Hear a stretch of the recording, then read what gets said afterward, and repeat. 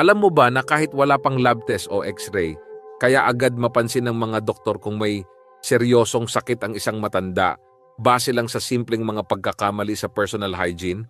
Oo, tama ang narinig mo. Yung mga akala mong walang kwenta tulad ng luma ng toothbrush, hindi regular na paliligo o simpleng pangangati sa tenga, pwedeng senyalis na pala ng mas malalim na problema sa kalusugan. At ang mas nakakabahala, karamihan sa mga matatanda hindi nila alam na mali na pala ang ilang routine nila araw-araw. Sa video na ito, ibubunyag ko sa iyo ang 7 personal hygiene mistakes na unang napapansin ng mga doktor sa kanilang elderly patients. Mga pagkakamaling madalas nating binabaliwala pero kapag napabayaan, pwedeng mauwi sa mga seryosong sakit tulad ng sakit sa puso, stroke, dementia at iba pa. At huwag kang mag-alala, hindi lang ito basta listahan ng mali. Sasabihin ko rin sa iyo eksakto kung ano ang dapat mong gawin para maiwasan ang mga ito. Simple lang ang mga hakbang pero ang epekto, pwedeng makadagdag ng taon sa buhay mo o sa mahal mong kamag-anak. Hindi ito tinuturo sa paaralan, bihirang pag-usapan sa mga klinik, at halos hindi nababanggit sa mga health magazine. Kaya kung may magulang ka, lolo't lola, o ikaw mismo ay nasa senior years na, mahalaga ang video na ito para sa'yo. Simulan na natin. Dahil ang kalusugan sa pagtanda, hindi lang tungkol sa gamot. Minsan, nasa mga simpleng bagay lang, tulad ng tamang pag-aalaga sa sarili. Story ni Harold. Kilalanin natin si Harold. Isang 75 years old na retired engineer na halos perpekto kung ilarawan mo ang lifestyle. Aktibo sa komunidad, nag-go-golf 2 beses sa isang linggo at never absent sa baseball games ng mga apo niya. Para kay Harold, maayos ang kalagayan niya, malinis, maayos magdala ng sarili at mukhang malusog sa paningin ng karamihan. Pero isang araw, sa isang simpleng routine check-up, may napansin agad ang doktor niya. Sa unang tingin pa lang 3 bagay ang agad nitong inobserbahan at hindi ito basta-bastang mga detalye. Ayon sa doktor, may mga senyales ng kakulangan sa oral hygiene, kakaibang kondisyon sa balat at hindi maayos na nail care. Para kay Harold, parang suntok sa buwan. Ano raw? Ako? Marumi? Imposible. Pero hindi siya nagmatigas. Sumailalim siya sa mga karagdagang test at doon nakita ang hindi inaasahan. May sinisimulang heart condition na pala siya na matagal nang lumalala at halos hindi niya namamalayan. Kung hindi raw nakita ng doktor ko yung mga maliliit na senyales na yon, baka ilang buwan lang critical na ang lagay ko ngayon, kwento ni Harold. Akala ko kasi okay lang ang ginagawa kong routine, pero mali pala ako. Ang masaklap, hindi naman talaga malala ang mga pagkukulang ni Harold sa hygiene. Pero sapat na ang mga ito para mapansin ang mga sintomas na hindi lumalabas sa simpleng pakiramdam, katulad ng dumudugong gilagid, pagbabakbak ng balat, at makakapal na kuko, mga senyales na may nangyayaring mas malalim sa loob ng katawan. At dito papasok ang aral, hindi sapat ang pakiramdam mong maayos ka. Dapat alam mo rin kung ano ang tinitingnan ng mga doktor pagdating sa hygiene. Ang katotohanan, marami sa ating mga nakatatanda ang nagkakamaling isipin na basta regular kang naliligo o nagpapalit ng damit, ayos ka na. Pero may mga silent signs sa katawan na lumalabas sa simpleng bagay tulad ng bibig, balat, kuko, tenga, paa at maging sa amoy ng katawan. At dito nagsisimula ang malalaking problema kung pababayaan. Buti na lang at maagap ang doktor ni Harold. Dahil kung hindi, maaaring hindi na siya umabot para ikwento ang nangyari. Kaya kaibigan, habang maaga pa, suriin mo na ang sarili mo. O kung may magulang o kamag-anak kang senior, gabayan mo sila. Dahil minsan, hindi nila alam na may mali na pala sa ginagawa nila araw-araw. Tandaan, ang pag-aalaga sa sarili ay hindi lang pisikal. Isa rin itong paalala ng pagmamahal sa sarili at sa mga mahal mo sa buhay. Mistake 1. Kalimot sa oral hygiene. Kailan mo huling sinilip ang toothbrush mo? Seryoso, tingnan mo ngayon. Magaspang na ba ang bristles? Mukhang luma na ba? Marami sa ating mga matatanda akala okay pa kahit ilang buwan nang ginagamit.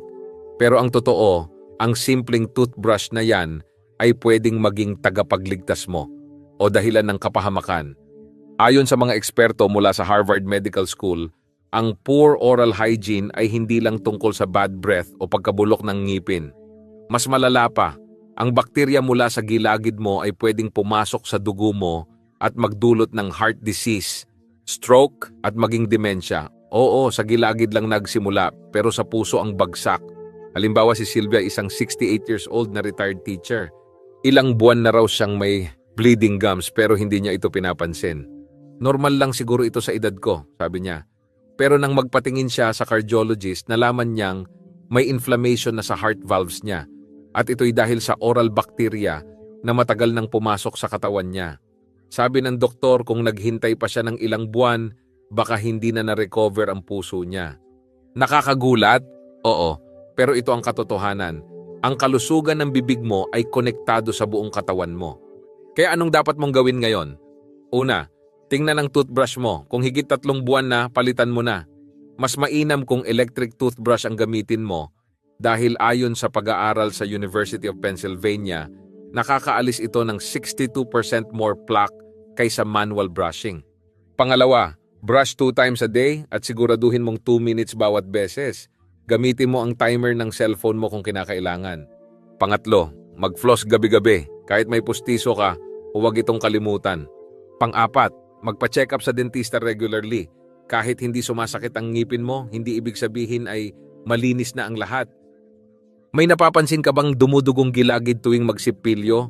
Namamagaba ang loob ng bibig mo? Hindi po yan normal sa pagtanda. Senyales po yan ng mas malalim na problema sa loob ng katawan. Huwag mo nang ipagpabukas pa. Ang maliit na pag-aayos sa hygiene ngayon ay pwedeng magligtas ng buhay sa hinaharap. Tandaan, sa bawat ngiti mo, nakataya ang puso mo. Mistake 2. Bihirang maligo at pangangalaga sa balat. Maging honest tayo, gaano ka kadalas maligo sa isang linggo? Minsan ba, lalo na kapag malamig ay nilalaktawan mo na lang ang paliligo? Hindi ka nag-iisa. Maraming matatanda ang hindi na regular maligo. Akala nila sapat na ang minsan isang linggo.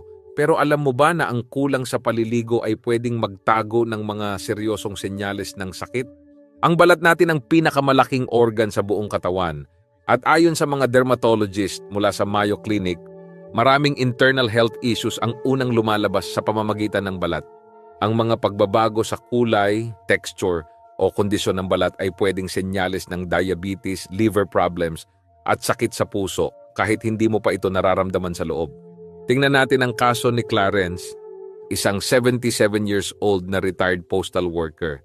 Dahil taglamig noon at natutuyot daw ang balat niya, isang beses lang siya maligo kada linggo. Akala niya, tama lang yon. Pero nang mapansin ng doktor niya ang kakaibang kulay ng balat sa bandang binti, agad siyang pinasailalim sa test. Ang resulta, early stage kidney disease. Hindi dahil marumi si Clarence, pero dahil sa hindi regular na paliligo, hindi agad nakita ang pagbabago sa balat na sanay na solusyonan ng mas maaga. Kaya anong pwede mong gawin? Una, maligo ng hindi bababa sa 3 beses bawat linggo, lalo na kung hindi ka aktibo para ma-maintain ang kalinisan ng balat mo. Pangalawa, gumamit ng mild at fragrance-free na sabon. Hindi mo kailangang gumamit ng mabangong produkto na nagdadry ng balat mo. Pangatlo, pagkatapos maligo, mag-moisturize agad habang basa pa ang balat para mas kumapit ang moisture. Pang-apat, mag-obserba ng regular sa balat mo. May namumula ba, nangangati, nangingitim o nanunuyo?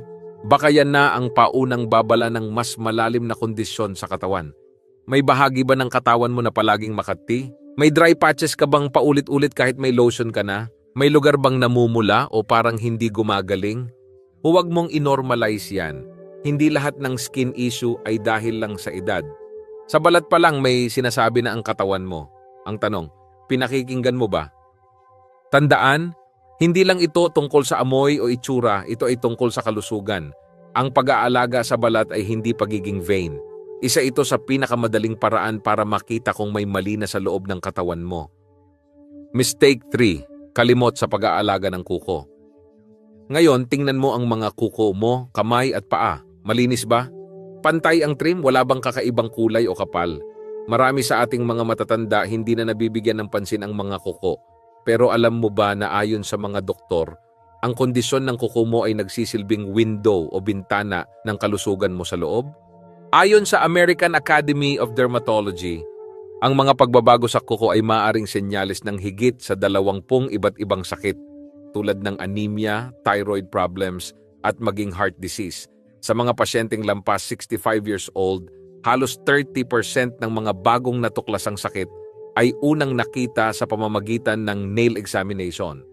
Halimbawa na lang si Beatrice, isang 82 years old na lola, na minsan nang tinanong tungkol sa kanyang makakapal at dilaw na toenails. Akala niya normal lang sa edad niya, kaya ang ginawa niya, nag-close shoes na lang para itago.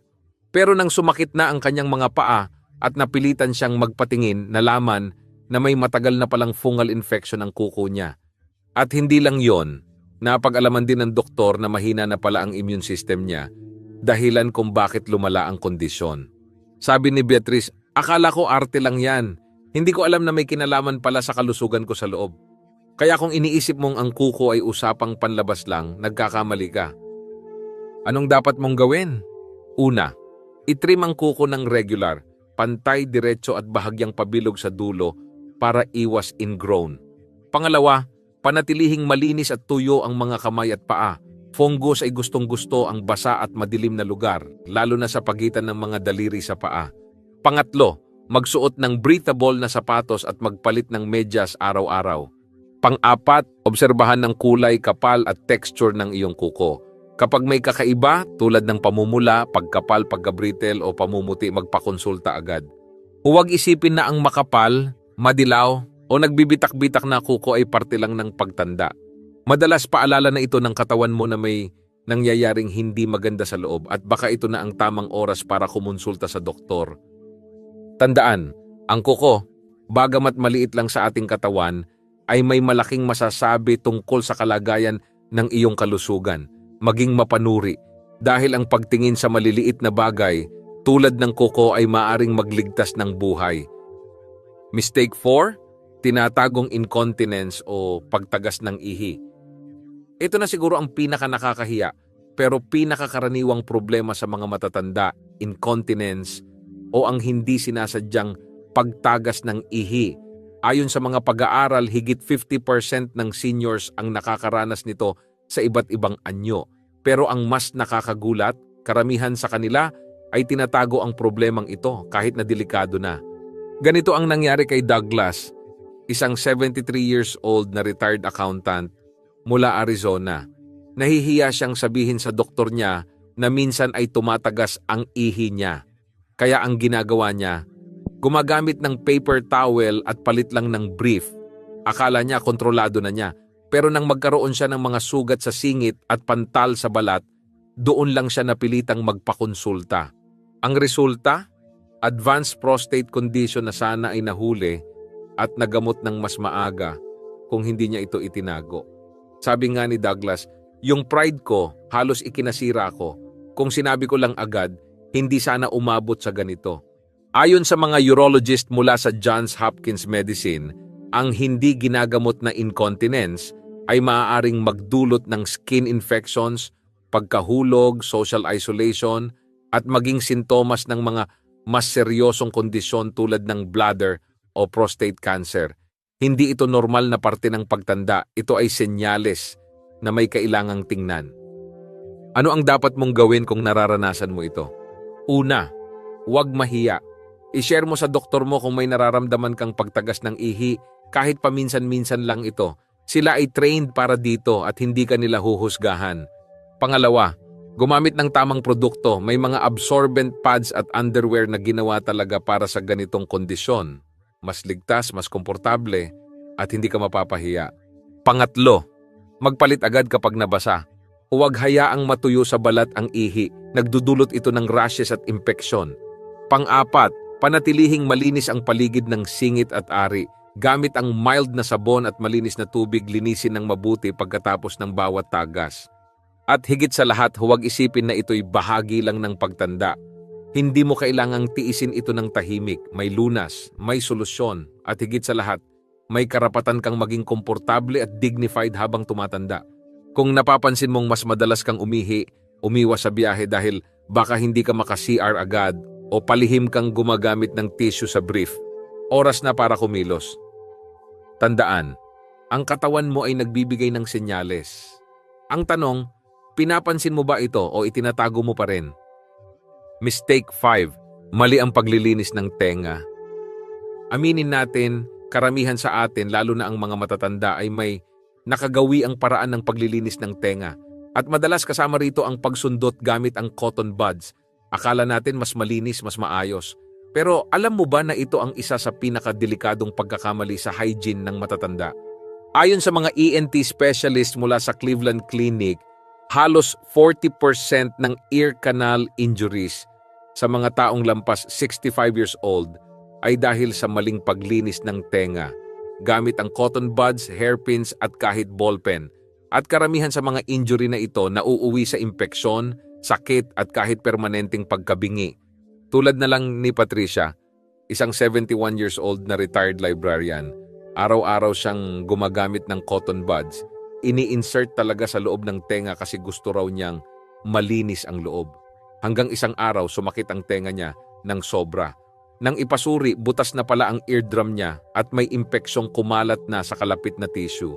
Sabi ni Patricia, wala naman nagsabi sa akin na bawal ang cotton buds. Akala ko normal lang. Pero dahil sa maling akala, nasira ang pandinig niya ng tuluyan. Kaya kung naglilinis ka pa rin ng tenga sa lumang paraan, panahon na para baguhin ang gawi. Ano ba ang tamang paraan ng ear hygiene? Una, huwag kailanman ipasok ang kahit anong bagay sa loob ng tenga. May kasabihan ang mga doktor, huwag ipasok ang kahit anong mas maliit sa siko mo sa tenga. Pangalawa, linisin lang ang labas ng tenga gamit ang maligamgam na bimpo o cotton pad. Pangatlo, kung may pakiramdam kang may bara o sobrang wax, gumamit ng over-the-counter eardrops para palambutin ang wax. O mas mainam, magpakonsulta sa doktor. Pang-apat, huwag ipagwalang bahala ang mga sintomas tulad ng pangangati, pananakit, pandinig na humihina o may lumalabas na likido. Hindi normal ang mga ito. Tanong, may nararamdaman ka bang parang barado ang tenga? May pangangati o kakaibang tunog? Huwag mo nang isundot ang cotton bud. Baka lalo mo pang mapinsala ang loob ng tenga mo. Tandaan, ang pandinig ay isang kayamanang hindi na ibabalik kapag nasira. Kaya bantayan ito, alagaan ito, lalo na habang tumatanda tayo. Hindi mo kailangang masaktan o mabingi bago mo matutunang tama ang paraan. Minsan, ang pagbabago sa maliliit na bagay tulad ng kung paano ka maglinis ng tenga ay may malaking epekto sa kalidad ng iyong buhay. Mistake 6. Pinapabayaan ang kalinisan ng paa. Kailan mo huling tiningnan ng maigi ang mga paa mo? Hindi lang yung mabilis ang tingin habang nagsusuot ng tsinelas, kundi yung seryosong pag-inspeksyon mula talampakan hanggang pagitan ng mga daliri. Baka hindi mo alam, pero ang paa ay nagsisilbing barometro ng kalusugan mo, lalo na sa pagtanda. Ayon sa American Podiatric Medical Association, maraming doktor ang unang tumitingin sa paa ng mga matatandang pasyente para makita ang posibleng senyales ng diabetes, poor circulation at nerve damage.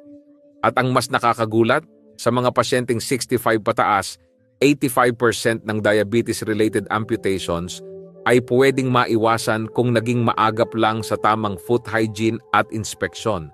Isipin mo si Raymond, isang 76 years old na retired factory worker. Matagal na raw dry at cracked ang balat sa paa niya. Akala niya normal lang dahil sa pagtanda. Sanay na ako. Ganyan na talaga yan, sabi niya. Pero nang mapansin ng doktor niya ang pamumula at pagkatuyo sa talampakan, pinasuri agad si Raymond. Ang resulta, early stage diabetes. Buti na lang at nakita agad dahil kung pinabayaan pa ito baka nauwi sa sugat na hindi gumagaling, impeksyon at tuluyang pagputol ng paa. Ano ang dapat mong gawin para alagaan ang iyong mga paa? Una, hugasan at patuyuin ang paa araw-araw, lalo na ang pagitan ng mga daliri, doon madalas magsimula ang fungal infections. Pangalawa, mag-inspeksyon araw-araw. May hiwa ba? May discoloration? Namamanhid ba o hindi mo maramdaman ang ilang parte? Pangatlo, magsuot ng malinis at breathable na medyas. Palitan ito araw-araw. Iwasan ang masyadong masikip na sapatos. Pang-apat, gumamit ng moisturizer sa mga tuyong bahagi ng paa pero iwasan ang paglalagay sa pagitan ng mga daliri. Pang-lima, kung may sugat o paltos na hindi gumagaling, agad magpakonsulta sa doktor, huwag nang hintayin pang lumala. May bahagi ba ng paa mo na hindi mo na gaanong nararamdaman? May sugat bang paulit-ulit bumabalik? Makati ba o nangangapal? Hindi ito normal. Ito ay maaaring babala ng mas malalim na problema sa kalusugan. Ang paa ay binabaliwala ng marami. Pero tandaan, ito ang nagdadala sa iyo sa bawat hakbang ng buhay. Kaya kung gusto mong manatiling malaya, nakakalakad, at hindi nakadepende sa iba habang tumatanda ka, alagaan mo ang mga paa mo. Minsan, hindi mo kailangan ng mamahaling gamot para maging malusog. Kailangan mo lang ng kaalaman, disiplina at malasakit sa sarili, at ang unang hakbang, simulan mo sa paanan. Mistake 7. Mga problema sa hygiene dahil sa gamot. Marami sa ating matatanda ang umiinom ng iba't ibang gamot araw-araw. Gamot sa high blood, diabetes, arthritis at iba pa. Pero alam mo ba na ang mga iniinom mong gamot ay pwedeng makaapekto sa personal hygiene mo nang hindi mo namamalayan? Ayon sa mga eksperto mula sa American Geriatric Society, halos 40% ng mga side effects ng gamot sa matatanda ay lumalabas muna bilang pagbabago sa hygiene bago pa man makita sa laboratorio o maramdaman ang mga sintomas. Ibig sabihin baka body odor, matinding pagpapawis, dry mouth o pagbabago sa amoy ng katawan ay hindi dahil sa dumi o kakulangan sa ligo, kundi dahil sa epekto ng gamot. Gaya na lang ni Barbara, isang 67 years old na retired nurse mula Florida. Napansin ng pamilya niya na parang may kakaibang amoy siya kahit araw-araw siyang naliligo. Akala ng iba baka nakalimot lang siya mag-deodorant. Pero nang magpatingin siya sa geriatrician, napag-alamang ang bagong iniinom niyang gamot ay nagdudulot ng liver toxicity at ang amoy na yon ay senyalis na ng paglala ng kondisyon. Sabi ni Barbara, hindi ko alam na yung amoy na akala ko galing sa katawan ko, galing na pala sa loob dahil sa gamot na iniinom ko. Ano ang dapat mong gawin kung sa tingin mo'y may hygiene changes mula sa gamot? Una, mag-obserba ng mabuti. Kapag may inumpisahang bagong gamot, bantayan ang katawan mo. May pagbabago ba sa pawis, amoy, laway o balat? Pangalawa, mag-journal ng mga napapansin mong pagbabago. Isulat kung kailan ito nagsimula, anong gamot ang iniinom mo noon at kung gaano kadalas ito nangyayari. Pangatlo, uminom ng sapat na tubig maliban na lang kung may bilin ang doktor. Ang dehydration ay nagpapalala ng dry mouth at body odor. Pang-apat, huwag basta-basta magbawas o magpalit ng dosage. Ang tamang proseso ay idaan sa konsultasyon sa doktor. Ipaalam ang mga pagbabago sa kanila, huwag mahiyang magsabi. Panglima, huwag agad isipin na normal lang ito. Ang pagtanda ay hindi dahilan para tiisin ang hindi komportabling kondisyon, lalo na kung may gamot na pwedeng baguhin o ayusin. May napapansin ka bang kakaibang amoy sa katawan mo kahit malinis ka naman? Matinding pagpapawis kahit hindi mainit? O tuyong-tuyo ang bibig kahit hindi ka nauuhaw? Maaaring hindi ito dahil sa dumi, kundi dahil sa gamot. Tandaan, ang kalinisan mo ay hindi lang panlabas. Minsan ito ay sumisigaw ng tulong mula sa loob. At kung marunong kang makinig sa mga senyalis na ito, maiiwasan mo ang mas malalang komplikasyon. Ngayon alam mo na kung gaano kahalaga ang simpleng kalinisan sa araw-araw, lalo na sa ating mga senior citizen. Akala ng marami, basta araw-araw naliligo o nagsisipilyo, sapat na. Pero tulad ng mga napag-usapan natin, may mga maliit na pagkukulang sa hygiene na pwedeng maging simula ng malalaking problema sa kalusugan. Mula sa hindi napapalitang toothbrush hanggang sa kakaibang amoy na galing pala sa epekto ng gamot, lahat ito ay mga senyales ng katawan na madalas nating binabaliwala. At kapag hindi agad inaksyonan, pwedeng humantong sa mga kondisyon gaya ng heart disease, kidney failure, diabetes complications, at iba pa. Kaya ngayong natutunan mo na ang 7 personal hygiene mistakes na madalas gawin ng matatanda, sana'y magsilbing gabay ito para sa'yo o sa mga mahal mo sa buhay. Tandaan, ang hygiene ay hindi lang para sa itsura. Ito ay para sa kalusugan, dignidad at kalidad ng buhay. Ang mga simpleng hakbang na ginagawa mo araw-araw ay pwedeng magdagdag ng mga taon sa buhay mo. At higit sa lahat gawing mas maayos at mas komportable ang pagtanda. Kung nakarelate ka sa topic na ito, i-comment sa baba, aalagaan ko ang sarili ko habang ako'y nabubuhay. I-like mo ang video na ito kung may natutunan ka, mag-subscribe para sa mas marami pang health at wellness tips at i-share ito sa lolo, lola o magulang mong senior dahil minsan ang simple at tamang kaalaman pwedeng literal na magligtas ng buhay. Hanggang sa susunod, maging malinis, maging maingat at higit sa lahat, maging mapagmahal sa sarili.